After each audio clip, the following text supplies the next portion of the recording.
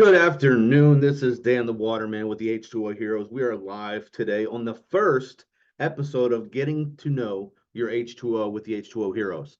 So I wanted to dive deep into a specific water quality issue throughout the country every week. So every Friday, I'm going to get live.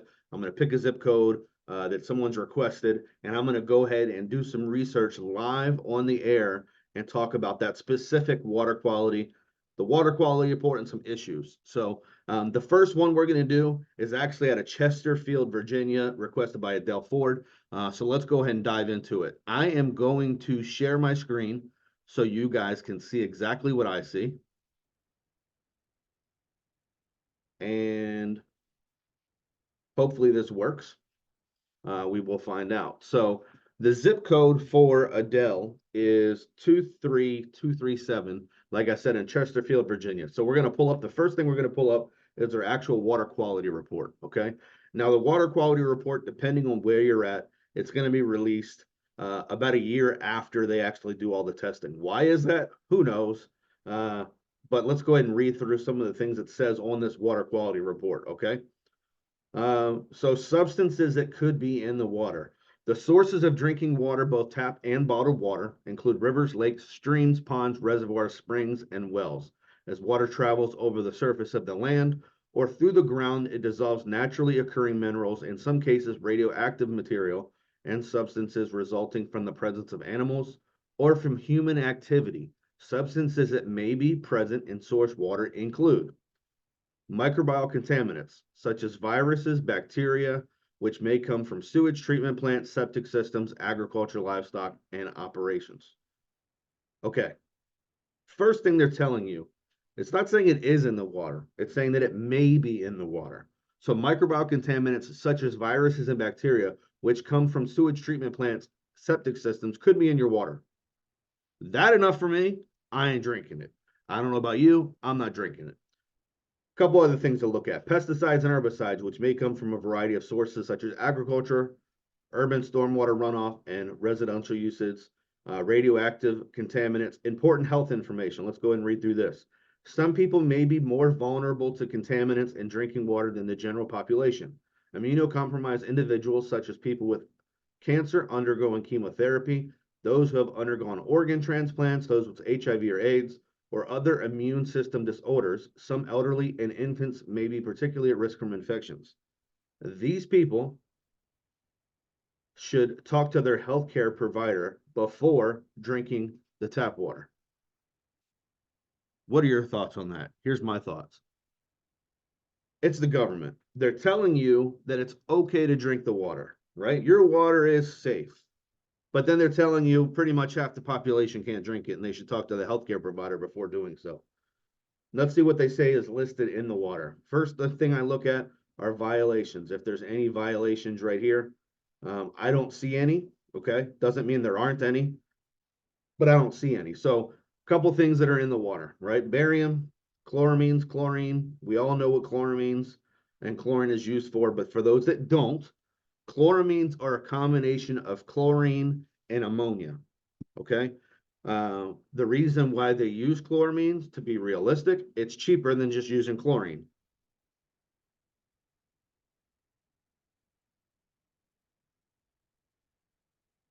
Does that make sense?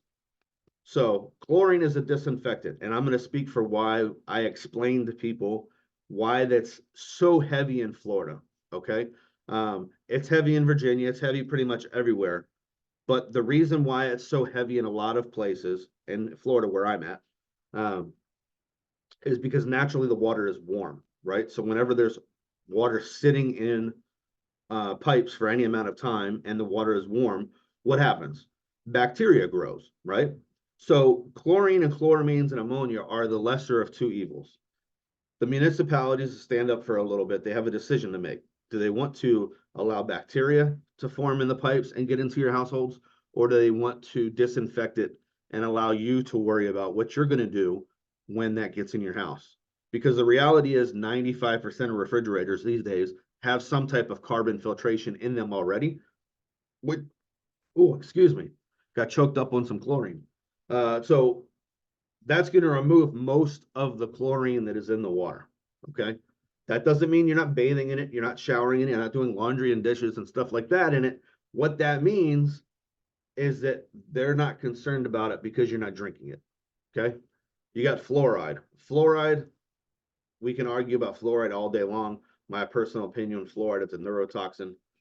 It's not something you want to deal with. Haloacidic acids, total coliform bacteria, total organic carbon, TCH, which is trihallomethanes. That is a disinfection byproduct. We're going to take a little bit more deep dive into trihallomethanes and haloacidic acids in a second from a different report we're going to look at. Copper and lead. Now, lead is the issue that was caused up in Flint, Michigan a couple years ago. There's no evidence of lead or anything like that in Chesterfield water.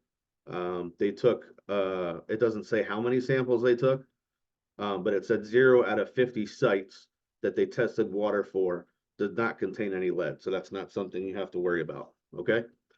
Now, the next report we're going to look at is EWG. Now, EWG is the Environmental Working Group. It's EWG.com .org, /tap water. Okay. Now, they are a third party water testing company. They're a nonprofit. They don't work for a water treatment company, but what they do is they set their own health guidelines and they show what every chemical is above the health guideline according to them. Okay. So on this report, it's going to show a couple things. Number one, it's going to show what chemicals are in the water that they found, how many of them actually exceeded their health guidelines,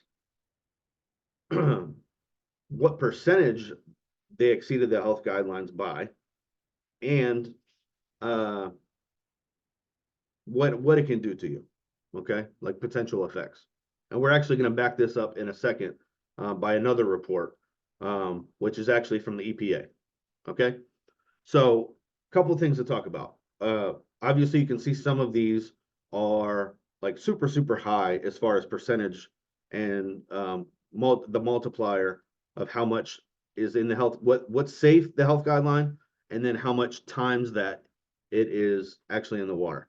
So something that stands out to me, a couple things, I know these numbers down here are huge, but we're going to talk about those in a second, is chromium, which is hexavalent chromium. That's chromium 6. So there was a movie a while back that Julia Roberts was in called Erin Brockovich.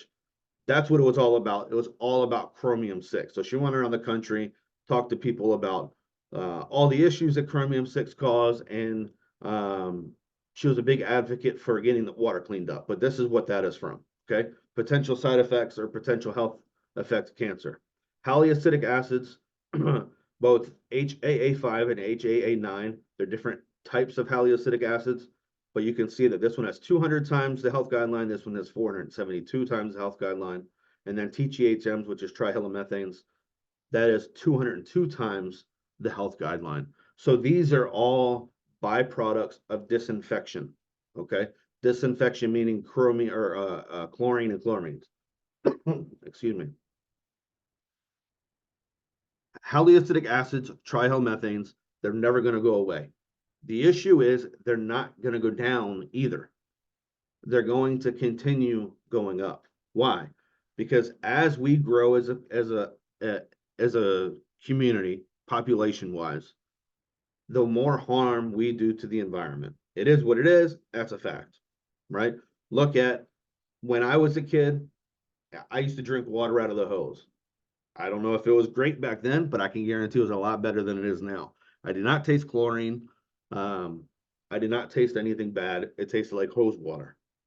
It does not taste like that anymore, right? I don't know anybody personally that drink tap water. Do you? So let's back up this by going through the EPA. So this is the EPA National Drinking Water Standards. And you can find this by going to the EPA.gov and typing in the National Primary Drinking Water Regulations. They put it as the NPWDR. But in this report, it's in alphabetical order, so it's easy to find. You can cross-reference your water quality report, which is here, right, to the EWG guideline. So, for example, we can look up barium. right? Barium's right here. And we can look on the EWG, or excuse me, the EPA health guidelines. So we'll look up barium. And it tells you the contaminant that could be in the water, the potential health risk, and where it comes from. Okay. So barium, increase in blood pressure, discharge of drilling waste, discharge from metal refineries, erosion of natural deposits. Okay. We'll look at chloramines. We already talked about chloramines. We'll look at fluoride. Okay. Let's see what the EPA says about fluoride. Bone disease, pain and tenderness of the bones. Children may get mottled teeth. Wait, I'm confused. I thought that fluoride was really good for your teeth, but the EPA is saying that it can cause issues with teeth. Well, which is it? It's a water additive which promotes strong teeth, but you can get mottled teeth. It's erosion of natural deposits, a discharge from fertilizer and aluminum factories. There's too much information here that doesn't agree with each other, right? You got fluoride here that talks about you getting mottled teeth, but then over here, it's a water additive that promotes strong teeth. Which is it? You can't contradict yourself and expect us to be okay with it. Do a lot of research on fluoride. Fluoride is not a good thing. I can argue with the dentist all day long about whether or not my kid is going to have fluoride, but my kids do not do the whole fluoride toothpaste thing. Okay. So let's look at another water quality report. You can look at TTHMs, which is trihallomethanes again. So we'll scroll down to total trihallomethanes. Liver, kidney, or central nervous system problems, increased risk of cancer. It's a byproduct of drinking water disinfection. Exactly what I just told you. Okay. So obviously it can cause all kinds of issues. So what can you do about it? There's tons of different filtration options to fix some of the issues. What I would recommend doing is going through your water quality report there in Chesterfield, Adele, and picking the things out that are most important to you that you want to remove from the water. So whether it's chloramines or barium or lead or trihallomethanes or haloacidic acids, whatever is important to you that you want to remove from the water, let me know what those are, and I can tell you what kind of systems you need, right? But different types of filtration options. There's reverse osmosis, that's going to remove everything. There's gravity filtration. Gravity filtration is great for emergency type of situations. Some brands of those are Berkey, Pro One, Pro Pure, things like that. They're very slow at producing water, but they're great because it has a lot of contact time. So when it comes to filtering water, there's a couple things that are important. Pore size, how small of the pore size in the filter, and contact time, right? How long does the water and the filter touch? So how long does the filter have to take the stuff out of the water? So like I said, you have reverse osmosis, gravity filtration. There's also some pitchers out there that you can buy. I know Pro One has a really good pitcher. Again, it's a gravity pitcher. Any pitcher that says they're going to give you a 0 TDS, I would not drink it. They're using deionized resin, which you should not be drinking DI water for any amount of time. That's what they use in car washes to get like spot-free rinses, stuff like that. There's also distillation. Distillation is basically steam from water, right? So there's a process that there's distillation machines that you can use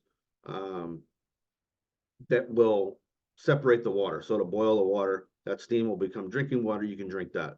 Similar to reverse osmosis, different process, but the end result is pretty similar as far as removing everything from the water. So, and then there's various amounts of carbon filtration, whether it's sink filtration, under sink filtration, refrigerator filters. There's a lot of different options there. I would definitely stay away from bottled water. There are a lot less regulations on bottled water than there is on tap water.